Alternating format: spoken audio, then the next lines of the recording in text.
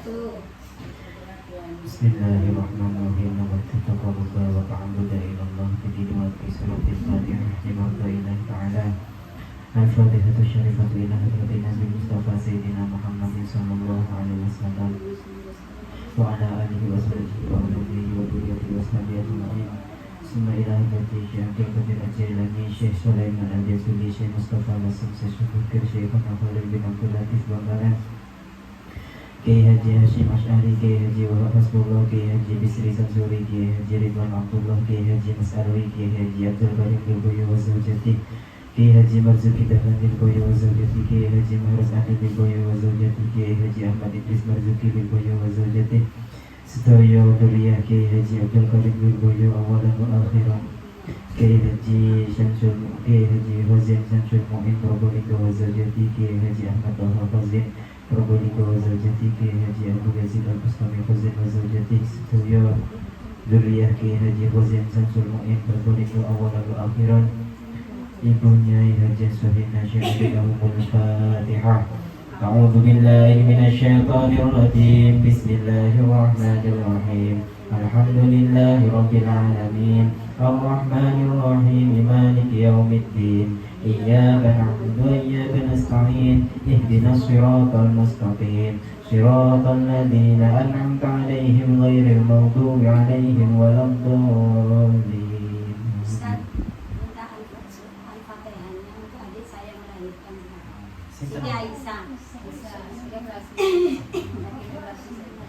Sumailah Siti Aisyah ya, semoga dilancarkan proses lahirnya. Kemudian ila hadrati almarhum Mbah Ismail almarhumah bersanima almarhum Basutosan lima almarhumah Basiti Halimah almarhum Haji Muzaki almarhumah Haji Aisyah almarhum Kiai Busyro Karim almarhum Husni almarhumah Johara almarhum Suhab almarhum Su'ida almarhum Muhassin almarhumah Judia almarhum Abdurrahman almarhumah Sunaryani almarhum Abdullah almarhum Rajilul Gufran almarhum Mukhtar sahibul wilayah Tambak Madu ingkang bapak kampung sedaya ahli kubur jamaah muslimat anak ranting Tambak Rejo siji. Kemudian ditertib nggih seperti biasanya.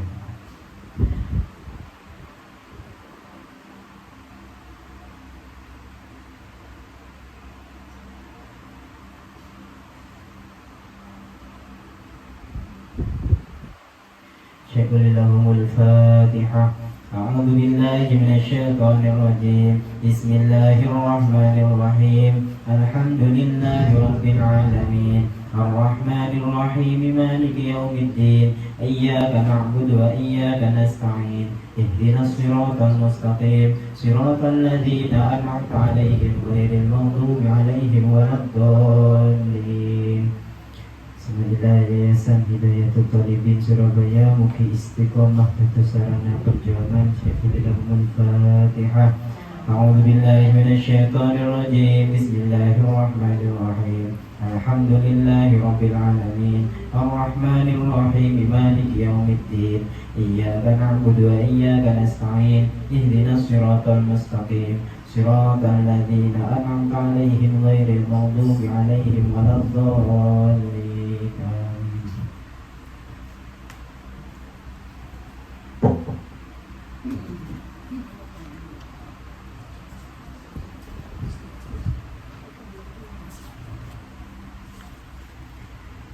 Bismillahirrahmanirrahim. Sini kita mengulang pelajaran yang kemarin deh. Kita ulang dari depan tentang tayamum. Kami bacakan dulu kitabnya. Faslun wa syarat itu tayamumi utawi piro-piro syarat tayamum iku khamsatu asya'a. Ana 5 piro-piro swiji-wiji. Rupane wujudul udri anane udur bisa farin kelawan sebab lunga au marotin utawa lara. Wa dukhul waqti sholati lan manjinge waktu sholat. Wa talabul ma'i lan nyuprih banyu. Wa ta'adzuru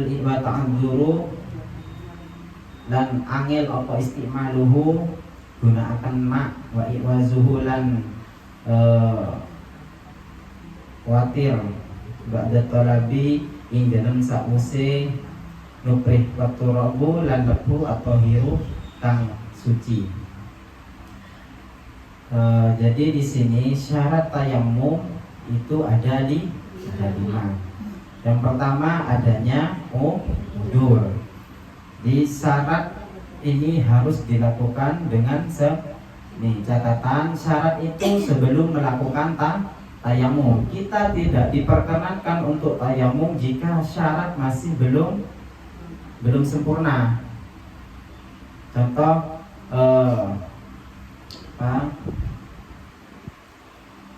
biasanya yang menggunakan syarat itu kalau tidak dipenuhi kan tidak boleh masuk atau tidak boleh melakukan. Contoh masuk ke dalam ruangan yang harus syaratnya harus bersih atau di mana.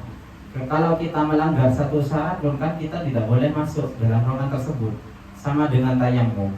Tayamum itu tidak diperkenankan jika syaratnya itu masih belum sempurna. Jadi harus dilakukan semua syaratnya. Syarat yang pertama apa? Wujudul udri bisafarin aw maradin. Adanya udur dengan sebab bepergian ataupun sakit. Itu untuk syarat pertama. Paham ya? Adanya udur dengan sebab bepergian atau sakit. Itu untuk syarat yang pertama. Kemudian untuk syarat yang kedua, waduhulu waktu sholati, masuknya waktu sholat. Jadi ketika kita tayamum kok masih belum waktunya sholat, kita tidak diperkenankan untuk tayamum. Jadi harus nunggu waktu sholat masuk dulu. Sudah masuk waktu sholat maka kita boleh untuk tayamum. Itu syarat yang kedua. Kemudian syarat yang ketiga watolabul ma'i. Dan syarat yang ketiga itu harus mencari air. Jadi tidak mau langsung tayamum, kita harus mencari air dulu. Yang pertama adanya udur, kemudian masuk waktunya sholat. Yang ketiga adanya mencari air. Tidak boleh kita langsung tayamum kalau masih belum mencari air. Paham? Yang nomor 4, wa ta'adzuru istimaluhu wa ikwazuhu ba'da talabi. Yang keempat itu ada air namun sulit untuk menggunakannya, atau dalam artian kita tidak bisa menggunakannya. Atau sakit atau bagaimana? Bukan sakit ya. Khawatir takut sumpama gini. Kita mencari air, ada air yang mana ketika kita gunakan itu bisa membahayakan diri kita. Contoh ketika ada air di suatu tempat, kita ingin menggunakan namun tempat tersebut banyak hayawan buas. Otomatis kita menggunakan air tersebut, kita kan akan terancam keselamatannya. Nah, seperti itu maksudnya. Jadi ada air namun tidak bisa digunakan. Atau sudah menemukan air namun ada yang lebih membutuhkan, baik itu manusia ataupun hayawan, maka kita diperkenankan untuk tayamum.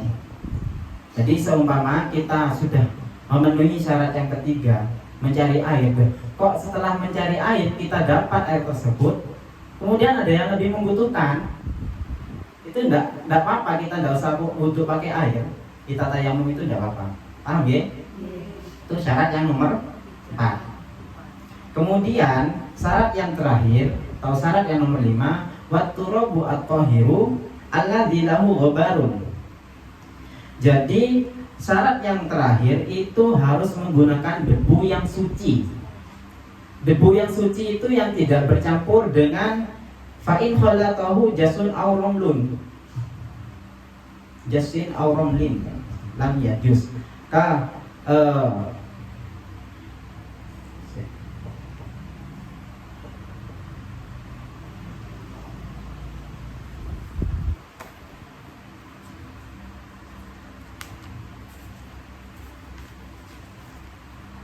Dengan artian debunya itu tidak bercampur dengan gamping itu kapur gitu. Gamping itu kapur. Atau juga ya tanah gitu.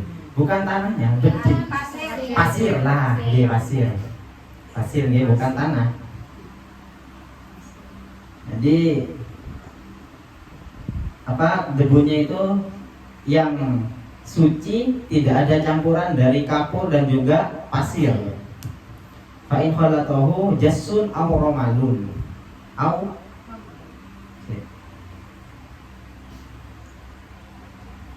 di sini auramalun tidak apa-apa. Jadi kelima syarat ini harus terpenuhi. Jika ada satu syarat pun tidak terpenuhi, maka kita tidak boleh atau tidak diperkenankan untuk tayamum. Sampai sini ada yang mau ditanyakan?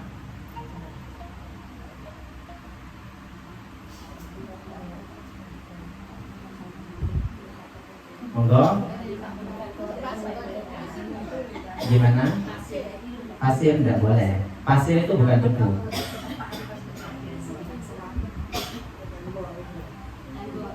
Ini untuk syarat-syaratnya. Ini tentang syaratnya apa? Masih ada yang perlu ditanyakan? Monggo.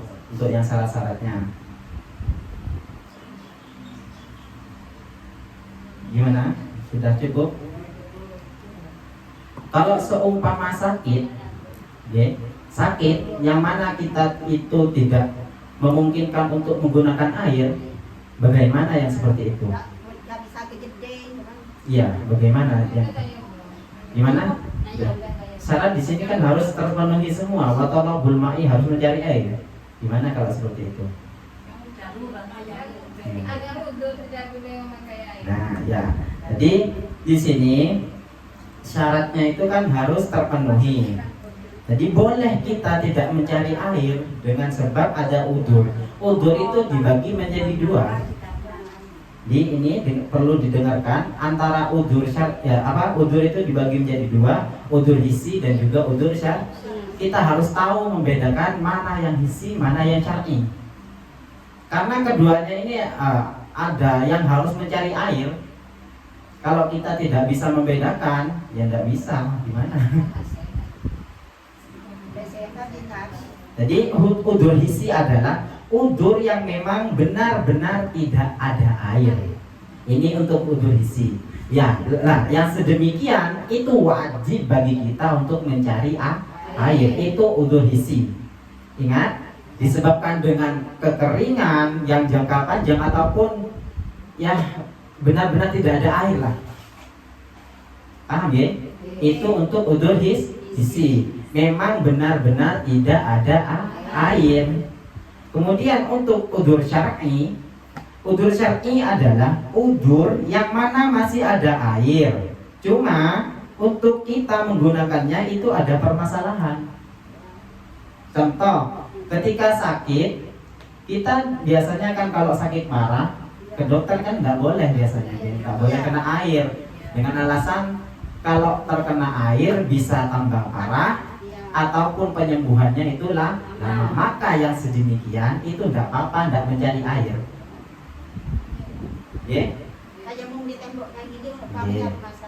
Kemudian untuk ini ya, untuk saya pernah juga mendengar untuk tembok itu debu yang di tembok itu sebenarnya bukan debu. Hanya begitu. Bagaimana caranya? Kita cari debu yang tanah yang memang benar-benar ada debunya. Tanah bukan pasir. Tanah yang memang benar-benar ada debunya. Yang nyari yang sembuh. Nggih. Ya ta masa sing golek yo. Nggih.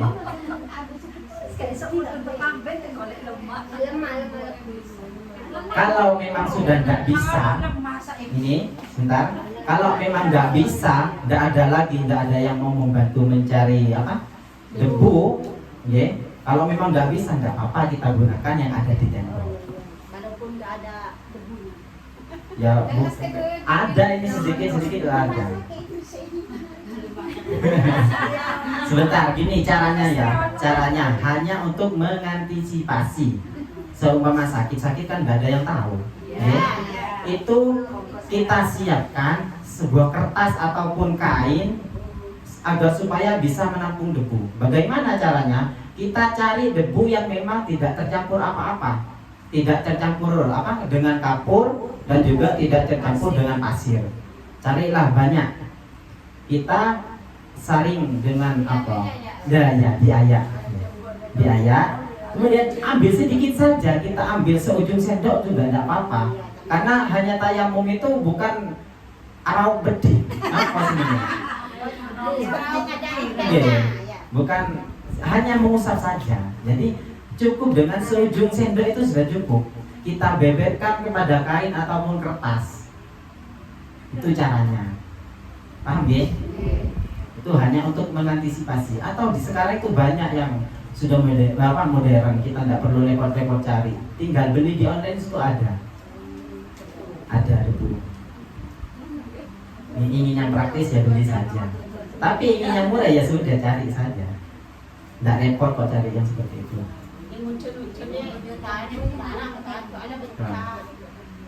Apa? Kalau hujan kan belum tentu sedunia itu hujan semua. Coba kok gimana caranya wis gitu ya. Untuk mengantisipasi agar supaya kita tidak kesulitan untuk mencari debu. Paham ya? Untuk yang udzur tadi, jadi ada kalanya udzur hissi, ada kalanya udzur syar'i. Untuk udzur hissi, jika udzur hissi adalah keadaannya memang tidak ada air sama sekali, maka yang seperti itu kita wajib untuk mencari air. Paham ya? Jadi wajib untuk mencari air. Kemudian untuk udzur syar'i itu ada, cuman kita itu tidak bisa untuk menggunakannya. Buat apa gunanya mencari wong sudah ada airnya? Namun kita menggunakannya itu tidak bisa dengan alasan ya ya tidak bisa menggunakannya lah. Seperti contoh di pesawat, kita kan tidak mungkin menggunakan air di pesawat. Tidak mungkin wudhu di pesawat, tidak mungkin. Kecuali ada kamar mandinya. Nah, kalau seperti itu gimana? Ya, kalau ada ya tidak apa-apa kita wudhu di sana. Pokok intinya jika kita tidak memungkinkan untuk menggunakan air, maka kita diperkenankan untuk tayamum. Jadi kalau ada udzur ini ya, kalau hanya malas bukannya seperti itu alasannya. Okay? Jadi syaratnya itu ada di 5. Ingat syarat itu harus sempurna. Jika belum sempurna syaratnya maka tidak boleh tayamum. Monggo, mau tanya monggo. Bukan. Gimana? Iya, angel. Sebenarnya tidak angel, hanya perasaannya saja. Iya.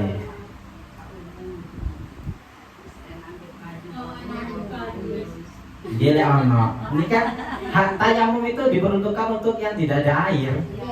Kalau yang ada air mau buat apa tayamum? Amin. Bukan mudah-mudahan ada air terus lagi. Mudah-mudahan kita selalu diberi kesehatan. Sama, meskipun ada air kalau tidak sehat. Kalau dibalik masih sehat kalau tidak ada air. Paham ini ya? Kemudian kita lanjut. Wa faraiduhu arba'atu asya'a. Fardunya tayamum itu ada 4. Fardu ini ketika sudah dilakukan atau ketika kita sedang melakukan, itu namanya fardu. Syarat sebelum melakukan. Kemudian fardu ketika melakukan. Semua itu hukumnya sama-sama wajib kita lakukan. Paham ya? Yang pertama an-niyatu, yaitu niat. Yang pertama niat. Kemudian yang kedua wa mashul wajhi, mengusap wajah. Kemudian wa mashul yadaini ma'al mirfaqaini, mengusap kedua tangan sampai sikut. Yang terakhir yaitu tartib. Dengan artian tartib ini tidak tangan dulu kemudian wajah. Jadi niat, wajah, tangan itu tartib, berurutan. Jadi 1 2 3 1 2 3 bukan 2 3 1 atau 3 2 1. Jadi 1 2 3 itu tartib. Paham ya? Untuk caranya ini bicara tentang cara bertayamum. Pertama, kita siapkan dulu wadah untuk menampung debu, ya. Sudah siap, kita kalau perempuan kalau make up ini harus dihapus dulu. Agar supaya apa tujuannya? Supaya debu itu nempel. Kalau masih ada perkara yang menghalang maka tidak sah. Lipstik juga harus dihapus. Iya sama.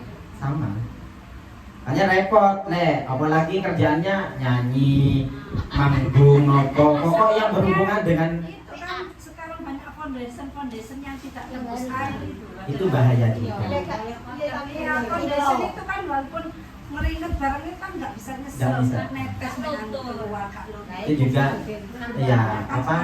juga diperhatikan deh.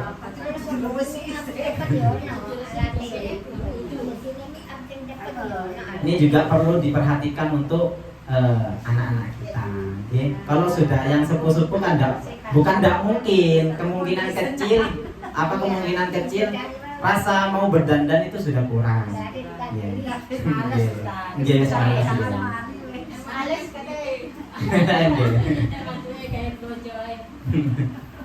Jadi untuk yang bermake up itu juga harus dihapus terlebih dahulu agar supaya tujuannya tidak menghalangi debu. Seperti air itu wes. Jadi untuk caranya sudah kita menyiapkan wadah, kemudian kita nggak usah pakai mic dulu ya. Tangan begini. Kita gini apa namanya? Ditekan. Kemudian ini sunnah untuk gini apa namanya? Jadi tepuk-tepuk gini. Saya tidak tahu bahasanya. Ya diginikan ya. Agar supaya apa? Agar supaya debu yang nempel pada muka itu tidak tebal, tidak terlalu banyak. Ya, sudah gitu kita gini caranya. Nah, dari atas ke bawah. Gimana? Dari sini dulu terus sudah 1 kali, ya. Ini sunnah 3 kali. Ya. Kenapa kok disunahkan 3 kali? Karena takut. Ya, takut yang pertama itu kurang sempurna. Karena kita tidak boleh mengusap tangan ketika wajah masih belum sempurna. Makanya disunahkan 3 kan. Sebenarnya 1 kali sudah cukup. Niatnya akan barengan gini ya. Niat itu wajib muqtaronan bi fi'lihi, bersamaan dengan pekerjaannya. Paham nggih? Ya. Jadi ketika mengusap wajah kita sudah niat, kemudian kita usap wajahnya dengan debu. Sudah muka, kemudian kita pindah ke tangan. Kalau tangan kita bercincin ataupun menggunakan jam, kita buka dulu. Tujuannya apa?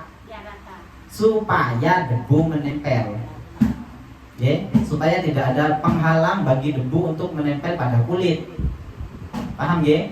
Caranya sama. Jadi tempat yang telah kita ambil itu ada yang mengatakan boleh, ada yang mengatakan tidak boleh.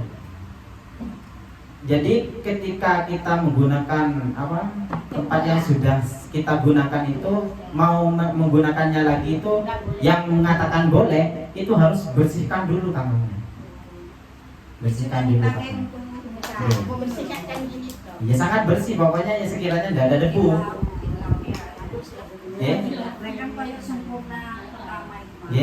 Ini untuk yang mengatakan boleh. Yang mengatakan tidak boleh itu ya karena masih ada debu gitu. Takutnya khawatir mustakmal. Tapi mustakmal dalam mutayammum itu ketika debu itu jatuh pada debu yang sudah kita gunakan itu jatuh pada tempat yang mau dibuat tayammum, itu mustakmal. Paham ya? Yang untuk tangan sama caranya kita tekan dulu ini debunya, kemudian ditepuk-tepuk. Lah dari sini gini, Ini ya. Jadi dari sini sampai sini gini. Kalau yang mau diusap yang kanan, nggih, maka tangan yang kiri yang bagian sini, nggih. Nah, gini. Paham? Ya. Ya. Kita gini. Seret terus ini juga seret sampai sini. Nah, kita rekatkan. Gini. Kan tadi gini, nggih. Seret. Nah, kita rekatkan. Nggih. Sudah direkatkan terus ke bawah sampai sini. Tangan yang ini tadi kan ada debunya. Kita gini kan. Sampai sini. Paham? Bisa dilihat nih. Ini terus sudah sampai sini. Tangan yang sini kan masih ada debunya. Kita usap bagian sini. Nah, sudah sampai di sini. Ini tidak boleh kena sama tangan yang ini. Seret. Nah, paham ya? Tangan yang sini kan masih ada debunya. Itu tidak boleh kena sama yang sini. Takutnya khawatir mustakmal. Ya. Tadi begini terus. Enggak ambil lagi. Iya, ambil lagi. Tadi kan sudah dikatakan. Ya. Di tangan dua kan ada set. Kita tepuk-tepuk, kemudian gitu caranya. Nah, sisi kan satunya masih ada. Ini tidak boleh disentuh dengan tangan yang ini. Ya. Nah, sudah. Nah, kita gantian caranya, sama caranya seperti tadi yang pertama. Kan kalau yang kanan kita yang kiri taruh di bawah. Sebaliknya, ya. Sama caranya sama. Kemudian ketika sudah sampai sini pergelangan, kita rekatkan bagian ujung ujung jari. Seret, sudah sampai sini. Nah, Berhenti berhenti ke sini. Kemudian setelah 3 kali basuhan, bekas kita tayamum guys ini kita sela-selakan kepada jari kita. Seret. Sudah. Paham nggih? Paham nggih? Nah, itu untuk cara tayamum. Di fardu tayamum itu ada 4. Yang pertama niat. Niat tayamum itu yang lengkapnya nawaitu tayammuma listihabati sholati fardun listihabati fardis sholati lillahi ta'ala. Niat saya tayamum karena untuk diperbolehkannya sholat fardu karena Allah Ta'ala. Itu lengkapnya. Okay? Kalau untuk yang lain ya kita tinggal ubah fardu sholatinya. Kalau untuk tawaf ya fardu tawafi. Kalau untuk mandi ya listihbatil ghusli ya kita tinggal ubah itunya saja. Listihabati ya listihabati fardis sholati. Nawaitu tayammuma listihabati sholati listihabati fardis sholati lillahi ta'ala. Itu lengkapnya. Bisa dipaham ya? Tidak ada pertanyaan? Tidak ada? Gimana? Buatan nopo-nopo. Sebenarnya niat itu udah harus lengkap. Yang penting kita niat untuk menjadi pembeda antara pekerjaan satu sama pekerjaan yang lain. Kita mencuci muka, hanya mencuci muka biasa. Kemudian dikasih niat wudhu, beda sudah. Sama-sama membersihkan muka. Tapi kalau kita niat wudhu ya kita wudhu. Ya. Jadi niat itu ya terserah penting niat. Kalau memang nggak tahu, kalau tahu ya sudah kita pakai yang tahu saja. Paham ya? Nah, setelah ada syarat, kemudian ada fardu, di sini juga ada sunnahnya. Sunnah dalam tayamum. Wa sunnanuhu salah satu asya'a. Sunnahnya tayamum itu ada 3 perkara. Yang pertama at-tasmiyah, seperti biasa membaca basmalah. Tahu nggih? Kemudian yang kedua wa taqdimul yumna 'alal yusra. Itu juga disunahkan. Jadi sampean biasanya wudu itu sudah sekaligus fardunya kelakon sambil sunnahnya juga kita lakukan. Kan biasanya kita lakukan itu kan kalau wudhu itu kan kanan dulu. Masa sampean merasa kalau itu sunnah sebelum tahu nggih? Masa merasa sampean itu sunnah? Enggak kan? Nah, kalau sudah tahu, oh ternyata kita lakukan mulai dari kecil sampai sekarang itu berarti sunnah berarti. Ya, berarti pahala. Tuh nggih. Jadi selain juga melakukan fardunya, kita juga sekaligus melakukan sunnahnya. Boleh, bukan nggak boleh melakukan tangan kiri dulu, kemudian tangan kanan, itu boleh. Tapi sunnahnya itu tangan kanan dulu, kemudian anggota yang kiri. Paham? Kemudian yang terakhir yaitu mualah. Mualah itu mana? Bukan mualaf, mualah. Mualaf itu kan orang yang non Islam, masuk Islam. Mualah itu berkesinambungan, maksudnya tidak ada celah. Ketika kita mengusap wajah, kemudian kita rumpi dulu, udah. Oke, jadi dari wajah langsung ke tangan, tidak ada jeda. Jadi seumpama kita wudhu, ya, contoh wudhu ke wajah, tangan, kemudian oh iya, saya lupa tadi api masih belum dimatikan, kemudian sampean matiin kompor. Boten nopo niku. Boten nopo diteruskan. Oke, boten nopo diteruskan. Hanya sunnahnya itu mualah. Boten nopo. Nah, jangankan bicara. Kita bermain dulu itu tidak apa-apa.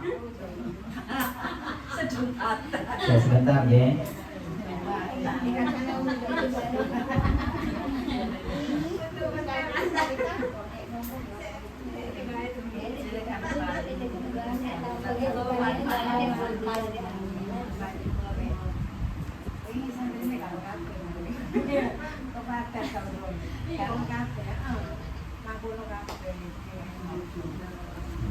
Itu hanya sunnah, mualah itu hanya sunnah. Kok kita seumpama nggih membasuh muka kemudian membasuh tangan, loh, kok ada yang manggil mak kompore dipatenono dhisik. Terus kita mematikan kompor, lah setelah itu mati kompornya sudah mati, kita meneruskan wudhunya tidak apa-apa, dengan catatan air yang masih ada di muka dan tangan itu masih belum kering. Kalau sudah kering ya kita ulang dari depan. Paham ya? Di mualah itu hukumnya sunnah. Berbicara apalagi, pembicara itu tidak sampai setengah jam kok. Apalagi cuma gitu, tidak apa-apa, itu tidak membatalkan wudhu. Paham ya? Kemudian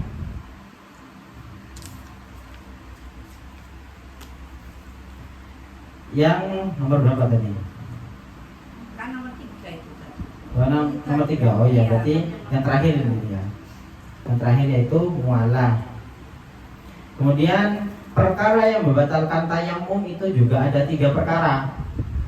Yang pertama, maaf tolal wudhu. Ketika perkara yang membatalkan dalam wudhu itu juga berlaku dalam tayamum. Ada berapa perkara yang membatalkan wudhu? Ada berapa perkara yang membatalkan wudhu?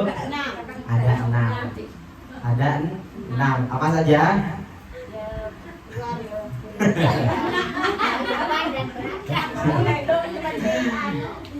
Kalau hanya ingat nomornya saja gimana? Tapi saya yakin nanti kalau sampean wudhu kemudian kok disentuh, pasti sampean mengiranya itu batal. Kenapa kok demikian? Kalau ditanyakan kan biasanya lupa. Makanya ilmu itu datang ketika kita butuh. Makanya jangan bosen-bosen. Nggih. Lho koyo gak ono olehne yo. Kan ngene biasane Bu nggih. Wis mari wingi iku, wis gak usah ngaji, seumpama. Jangan begitu. Ilmu itu akan datang ketika kita sudah butuh. Nggih? Paham nggih? Kemudian perkara yang membatalkan wudhu itu juga berlaku dalam tayamum. Dengan artian 6 perkara yang membatalkan wudhu juga membatalkan dalam tayamum. Kemudian di sini yang nomor 2 Wa ru'yatul ma'i fi ghairi waqti sholati. Dan juga melihat air di selainnya waktu sholat. Maksudnya itu sebelum sholat, masuk waktu sholat, kemudian tidak ada air ini ya maksudnya ya. Kemudian kita tayamum. Kok ketika sudah tayamum ada air, maka kita batal tayamumnya. Harus wudhu, bukan harus wudhu lagi, karena masih belum wudhu. Kalau sudah sholat, maka kita juga harus mengulanginya lagi. Jadi juga tayamum itu, ingat ya, tayamum itu juga ada 4 pembagian untuk masalah yang mencari air itu. Yang mencari air. Kalau nggak ada airnya cuma 1 hari, apa wajib kodok? Gimana? 1 hari nggak ada air ya? Buatan kalau gitu. Oh enggak. Buatan. Kalau nyangka begitu. Buatan. Kalau 1 hari itu kayaknya masih dikodok. ada air. Dikodok. Kecuali jangka panjang. Jangka panjang itu belum nggak usah. Kalau cuma 1 hari, kalau 1 hari kemungkinan nggak langsung kering semua kayaknya, iya kan? Kita masih bisa mencari. Kalau nggak bisa mencari ya sudah kita tayamum. Lah itu kan udzur syar'i. Udzur syar'i tidak diperkenankan untuk mencari air. Buat apa mencari air kalau ada? Iya kan? Itu tetap nggak usah mengulangi sholatnya. Karena memang nggak usah mencari air. Paham ya? Jadi orang yang musafir baik sekali atau seseorang yang tidak musafir, dia sudah meyakini tidak ada air 100%, maka dia tidak usah mencari air. Ini untuk pencarian air ya. Untuk pencarian air itu ada 4. Ini kembali dari awal lagi. Untuk pencarian air itu ada 4. Yang pertama sudah 100% meyakini bahwasannya tidak ada air lagi, maka itu boleh tayamum. Kemudian yang kedua, masih ragu-ragu. Nah, ketika sedemikian kita harus mencari air. Jadi kalau dalam artian itu kan kita masih sedikit ada rasa ragu, meskipun 1%, itu kita wajib mencari air dulu. Paham ya? Kalau masih ada ragu-ragu, kita wajib mencari air. Yang nomor 3, kita tahu di suatu tempat itu ada airnya, mengetahui bahwasannya di suatu tempat itu ada airnya, namun jauh, itu juga wajib kita cari, kita hampiri tempat tersebut. Itu untuk masalah pencarian air. Dengan catatan tempat tersebut atau dalam masa pencarian ataupun pengambilan air tersebut kita aman, baik dari rampok ataupun hayawan buas. Paham ya? Jadi dalam masa pencarian itu kita aman. Baru tidak apa-apa kita tayamum. Kalau aman kita harus mencari air tersebut. Kalau tidak aman kita tidak apa-apa langsung tayamum. Itu yang nomor 3. Kemudian yang nomor 4, tempatnya sangat jauh sekali. Kalau tidak salah batasan tempat mencari air itu 2,5 km. Sampai mana berarti jauhnya? 2,5 meter. Kau kira-kirakan sendiri, wis. Kalau kiranya seumpama sampean tahu bahwasanya daerah Probolinggo itu banyak airnya, di sini kekeringan, kita nggak usah pergi ke daerah sana karena terlalu jauh sampai habis waktu sholat. Oke? Paham ya? Itu yang nomor 4. Jadi pembagiannya untuk mencari air itu ada 4. Jadi kalau keadaan kita masih ragu, itu wajib mencari air. Makanya kalau kita sudah yakinnya, sudah kita yakininya seperti itu. Agar supaya apa? Tidak repot. Tidak repot yang mau cari air. Itu untuk masalah pencarian. Sekarang tentang perkara yang membatalkan tayamum. Jadi yang pertama, perkara yang membatalkan dalam wudhu juga membatalkan dalam tayamum. Yang kedua, ketika melihat air di selainnya waktu sholat. Kemudian yang nomor 3 yaitu waridatu murtad. Murtad itu keluar dari Islam. Maka kita seumpamanya pas naudzubillah kita selesai tayamum mau sholat fardu, kok kita murtad, alhamdulillah tapi maka tayamumnya batal. Paham ya? Kemudian di sini wasahibul jabair yamsahu alaihima wa yatayammamu wa yusalli wa la i'adata alaihi in kana waqaha ala tuhrin. Di sini juga penting ya. Murtad itu keluar dari Islam. Boten, maksudnya itu menyekutukan Allah, musyrik, itu murtad. Ya. Menyekutukan Allah itu contohnya naudzubillah tapi ya pokoknya Allah itu diduakan lah. Oke. Paham, itu juga bahaya. Bisa jadi kita murtad. Kalau langsung baca syahadat. Kalau ya kan enggak apa itu memang syarat masuk Islam deh. Kalau orang Islam, kalau orang non-muslim, makanya biasanya kalau di pondok kalau kita belajar tentang tauhid itu tentang ilmu ketuhanan. Kalau belajar tentang itu biasanya sedikit membawa pikiran kita menjadi agak tidak percaya gitu. Kenapa? Karena memang tidak masuk akal. Nah, setelah belajar yang seperti itu, kita biasanya membaca syahadat supaya hati-hati, takut kita itu murtad dalam belajar. Hanya biasanya di pondok sedemikian. Setelah belajar langsung syahadat. Paham ya? Kita gimana?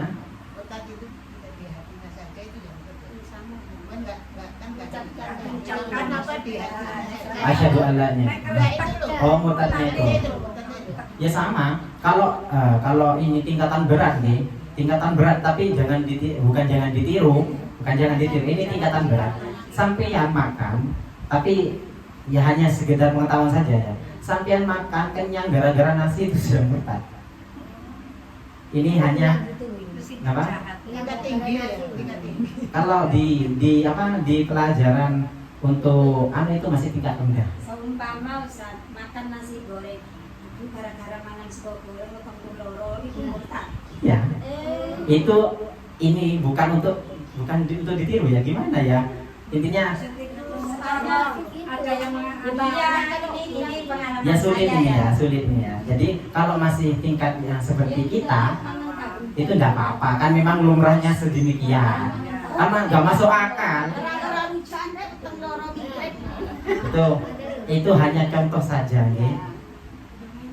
Itu hanya contoh saja. Tapi kalau sudah mendekati ilmu yang tinggi itu hanya tingkat dasar.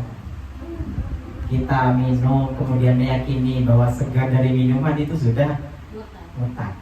Kalau di tingkat yang tinggi dalam pelajaran kita. Itu bahaya kalau bahaya. Jadi sudahlah kita jangan bicara tentang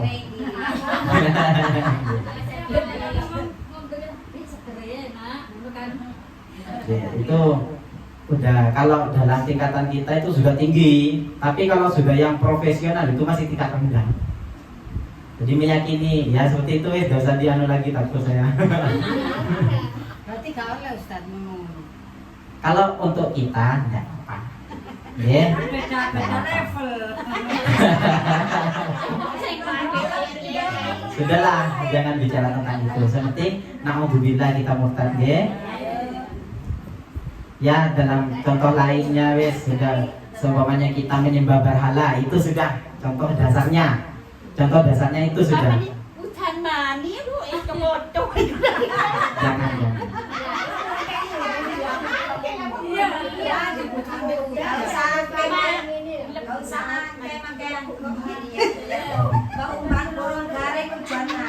sudah ya, jangan bicara seperti itu.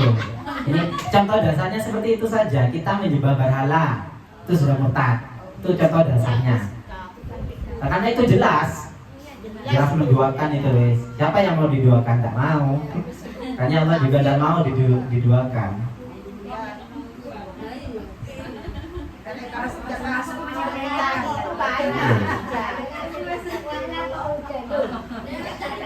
Kita saja manusia biasa ketika diduakan itu wah marahnya itu luar biasa, enggak kan? Apa artinya saya kok diduakan kan biasanya? Itu hanya tingkatan kita saja. Apalagi yang menciptakan kan begitu. Ya sudah, jangan bicara seperti itu. Takut juga. Pokok intinya ketika murtad itu sudah membatalkan tayamum. Kemudian shahibul jabair ini juga penting. Biasanya ini kan berlaku dalam keseharian kita. Orang yang memiliki perban atau yang masih diperban, bagaimana cara wudhunya? Contoh perban sama perbal itu sami ya. Kalau perban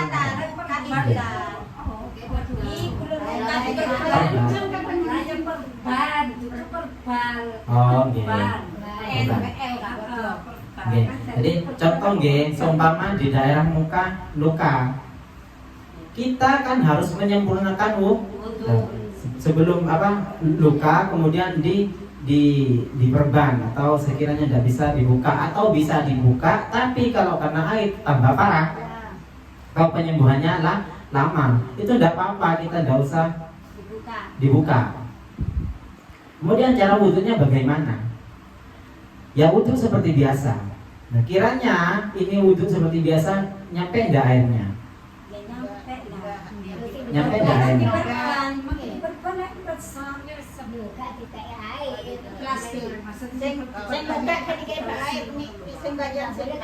Bukan kan, kalau yang tidak boleh kena air kan, ya kita kan tidak boleh kena air. Sempurna apa nyampe enggak airnya? Enggak. Sempurna aja wudhunya. Enggak. Nah, kita tidak boleh mengusap bagian tangan jika bagian wajah kita masih belum sempurna. Lantas bagaimana menyempurnakan ketika kita tidak bisa menggunakan air? Dengan tayamum. Paham ya? Jadi begini, contoh.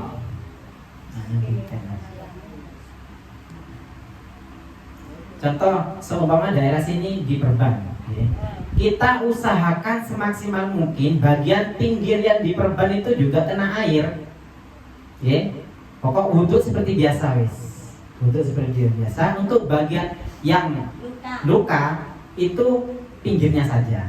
Kalau yang sehat kita ya basuh seperti biasa. Untuk yang luka itu kita basuh pinggirnya saja. Jadi kan di sini masih belum sempurna. Nah, setelah itu setelah membasuh muka, kita keringkan dulu kemudian tayamum. Ambil, kemudian tayamum. Apa buatan? Nggak usah. Kok masih mau dibuka? Tidak usah. Jadi tayamum itu gunanya untuk apa? Menyempurnakan anggota tubuh yang tidak kena air. Paham ya? Semuanya di daerah sini luka kemudian diperban, butuhnya seperti biasa. Untuk daerah yang luka itu hanya pinggirnya saja. Kemudian setelah kita melakukan pembasuhan muka, mau ke tangan, tunggu dulu, masih belum sempurna ini. Bagaimana caranya? Kita ganti dengan tayamum. Gimana? Ya seperti biasa, muka kemudian tangan yang setelah dijelaskan tadi itu. Terus airnya untuknya terus dulu. Gimana? Sudah tayamum. Oh sudah tayamum. Sebentar, Ge. Kalau sudah bagian muka selesai sama tayamumnya selesai, kita lanjutkan pada bagian tangan dan seterusnya. Kalau lukanya di muka, kalau lukanya dua di muka kemudian di tangan, sama caranya. Kita muka terlebih dahulu disempurnakan sampai pinggir-pinggirannya ini, Ge. Kemudian tayamum. Selesai itu kita basuh bagian tangan. Seumpama yang tidak sehat atau yang luka itu bagian kiri. Ya sudah, bagian yang sehat dulu kita basuh. Kemudian bagian yang luka hanya pinggirnya saja kita basuh. Kemudian disempurnakan dengan tayamum. Jadi ketika dua luka ada di anggota yang wajib dibasuh dalam wudhu, maka diganti dengan dua tayamum. Bukan wudhunya dua kali. Sebentar. Gimana? Boten. Tayamum itu hanya menyempurnakan bagian yang seumpama kepala. Ya bagian kepala saja. Paham ya? Ini juga penting. Kalau yang sehat nggak bisa memikirkan yang seperti itu. Yang repot yang sudah sakit, bagaimana cara wudhunya, kan begitu. Kalau dulu kan nggak ngerti, dan saya tahu punya Iya. kita yang memedok. Ya kalau masalah dulu kan masih belum mengerti. Kalau sekarang kan, jadi tidak ada alasan untuk tidak sholat. Jadi tidak ada alasan untuk tidak sholat. Kalau ini juga untuk apa? Untuk mengkodok sholat atau sholat yang sudah dilakukan itu gimana? Kita kalau dalam proses pemasangan perban dalam keadaan suci, dengan artian bersih dari hadas besar atau kecil, maka setelah melakukan sholat, setelah sembuh dari sakit tersebut, kita tidak usah mengulang sholatnya. Kok nanti dalam pemasangan perban kita tidak suci, ya sudah, kita ulangi lagi sholatnya. Bagaimana untuk yang apa? Untuk yang beda jenis, maksudnya itu kalau yang sakit laki-laki, yang perempuan, usahakan pakai sarung tangan yang mengobati supaya apa? Ada satir, supaya ada penghalang. Kalau tidak ada penghalang ya tetap percuma, batal wudhunya. Paham ya? Itu untuk pemasangan perban. Jadi kalau ada memasangnya itu dalam keadaan suci, maka ketika sembuh tidak perlu diulang. Kalau pemasangan perban itu dalam keadaan ada hadas ataupun dan mempunyai wudhu lah, tidak suci dalam artian ya, baik itu besar ataupun kecil, maka ketika sudah sembuh dari dari sakit tersebut, maka sholatnya harus diqodha. Paham ya? Untuk cara menyucikan, untuk cara wudhu bagi orang yang perban sudah paham? Pokok bagian mana saja, seumpama 5 luka atau 5 perban di bagian tubuh yang wajib dibasuh, maka 5 kali tayamumnya. Tambah lama. Oke. Caranya sudah harus tartib, harus tartib seperti wudhu.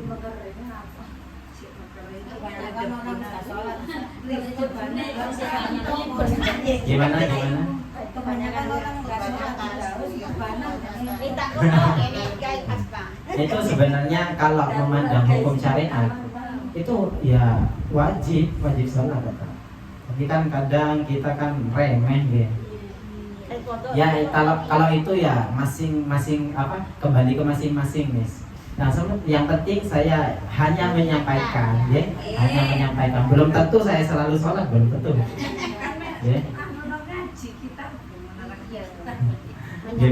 Jadi bukan berarti pas apa yang menerangkan itu juga, ya, bukan harus, maksudnya itu selalu mengerjakan amal yang telah dipelajari, tidak. Hanya menyampaikan, ya, hanya menyampaikan. Ya, untuk masalah diikuti atau tidaknya ya kembali pada masing-masing. Mau gimana, mau maksa, wong saya juga begitu. Paham ya? Ini untuk yang mempunyai perban. Kemudian kok kita sholat untuk tayamum ya, wa yatayammamu likulli fardhatin wa yusalli bi tayammumin wahidin ma syaa minan nawafil. Kemudian tayamum itu, satu tayamum hanya diperuntukkan untuk satu sholat fardu. Bagaimana Ustaz kalau kita sholat duhur dalam keadaan sakit, sudah banyak lukanya, kemudian kita sholat fardu, lah kemudian akan sudah hilang sudah batal tayamumnya. Mau sholat asar bagaimana? Selagi ingat selagi kita masih suci, masih mempunyai dalam keadaan wudhunya masih ada, maka hanya perlu mengulang tayamumnya saja. Satu kali sudah cukup. Dan tidak usah wudhu lagi. Dan untuk tayamumnya itu harus diulang. Tidak butuh 5 kali, tidak, cukup 1 kali. Kemudian itu kalau kita masih dalam keadaan suci. Kalau tidak ya langsung ulang lagi. Ini untuk saya juga pernah mendengar untuk orang yang sakitnya parah, kan enggak mungkin mengulang-ulangi wudhu dan tayamum itu tidak mungkin. Itu boleh dijamak sholatnya. Jadi kosor hanya dijamak. Itu bagi yang sangat parah nggih. Sudah tidak bisa jalan bagaimana? Lah kritis lah. Kalau untuk yang hanya Kritis kayak gitu. Enggak wajib sholat. ya, tetap wajib sholat. Lu kritis dan tengah ta. Ya, wajib sholat itu. Ya, ya, tak tahu Orang nggak caranya. sadar. Ya kalau tidak sadar ya beda. Oh, makan lain makan. Ya kritis itu maksudnya ya beginilah apa masa pokok intinya kalau kita masih sadar gitu ya, kalau kita masih sadar baik itu dalam keadaan sakit maupun bagaimana Najis semua ini. Gimana? Najis semua. apanya Pipis, ya berak. ya sucikan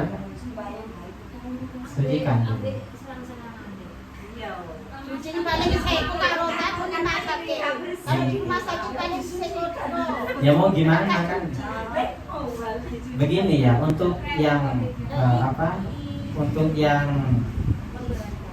iya yang memberatkan itu tidak usah terlalu dibuat repot gitu. Kan kita tidak bisa Iya. untuk Masa dibawa ke jeding.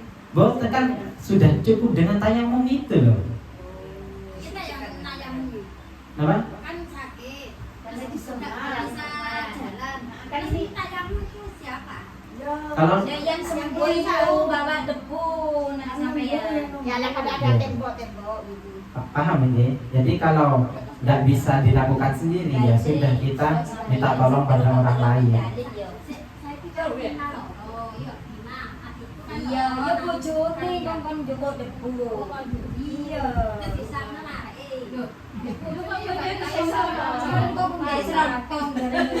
Apa? Kemudian begini juga diperkenankan. Ini untuk yang paling parah lah. Ini untuk yang paling parah nih. Ikatan berat. Ikatan paling berat hampir mati lah. Ya. Itu juga tidak usah wudhu, tidak usah apa, penting kita hanya sholat bihurmatil waktu saja. Ya, bihurmatil waktu Pakai saja. wudhu, Tidak usah wudhu saja. Ya sudah sholat. Paham ya itu ini ya. Yang ini rada ringan kan. Tapi untuk yang masih bisa, dalam artian masih ada yang mau membantu, meskipun tidak mau gerak, maksudnya tidak bisa gerak ya, kita minta bantu. Sini banyak najis semua. Ya, salin. Pipis terus. Pokok menyiapkan bagaimana caranya supaya kita suci lah. Bahkan ada yang mengatakan untuk yang orang yang selalu pipis ya, Ya. itu untuk orang laki-laki itu untuk sholat ya, itu harus ditali dulu supaya tidak kencing. Dia kasih Iya. kan, pas tadi kan pasti najis semua. Paling nanti bisa kontrol kan. Ya bukan apa-apa kalau sudah tidak bisa lagi. Ya dihormati lagi saja. Pokok intinya begini, Islam itu udah repot, gak usah cari yang repot lagi, dan gak usah dibuat repot, tambah repot nanti. Bagaimana begitu terus. Gitu. Apalagi tentang was-was, bahaya ini. Lewat kena was-was itu, ente, Pak bisa jadi. Satu lautan itu kalau was-was nggak mungkin bisa.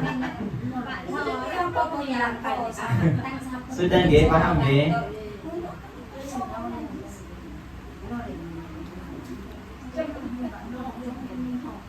Sudah cukup. Kalau masih belum ada yang paham, monggo tanya enggak apa. Kalau sudah paham semua, alhamdulillah sekarang bisa ditutup. Sudah cukup?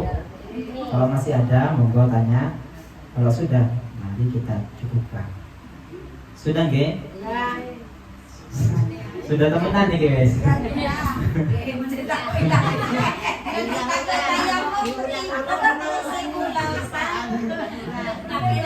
Sudah tidak ada.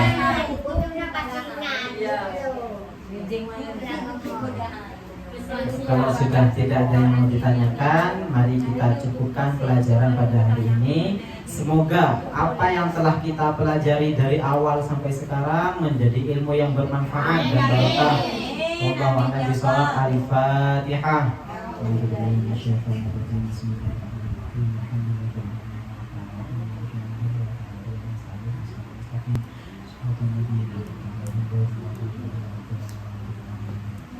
Kemudian ini juga perlu saya sampaikan bahwasanya saya di sini tidak pernah mempunyai niat untuk menggurui.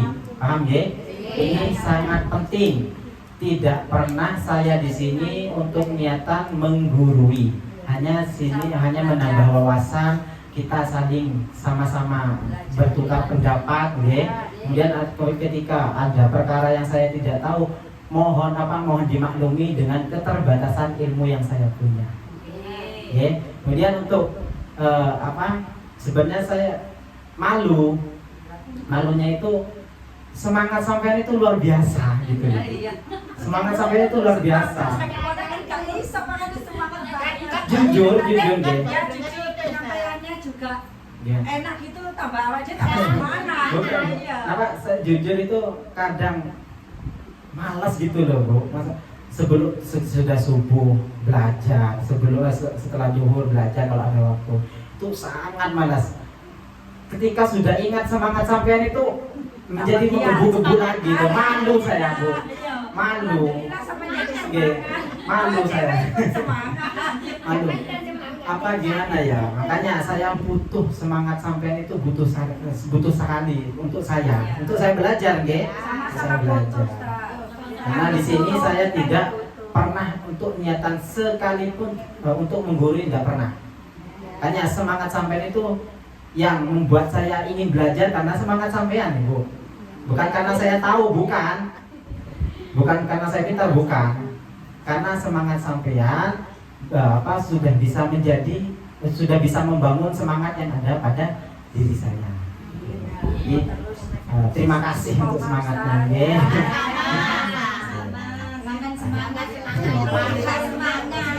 Kemudian saya minta maaf jika ada kekurangan. Amin. Ya, saya di sini juga mau meminta maaf jika ada keterangan yang sering saya menyakiti hati mungkin, ya. Kemudian keterangan yang salah kan saya yakin sampean sebenarnya juga tahu, Bu. Saya yakin sebenarnya sampean itu lebih paham daripada saya. Hanya saja sampai itu menghargai saya gitu. Makanya saya mohon maaf. Ya sudah. Makanya saya mohon maaf jika ada keterangan dari saya itu salah. Mohon dimaklumi, nggih, dengan adanya keterbatasan ilmu yang saya punya. Paham nggih? Nggih.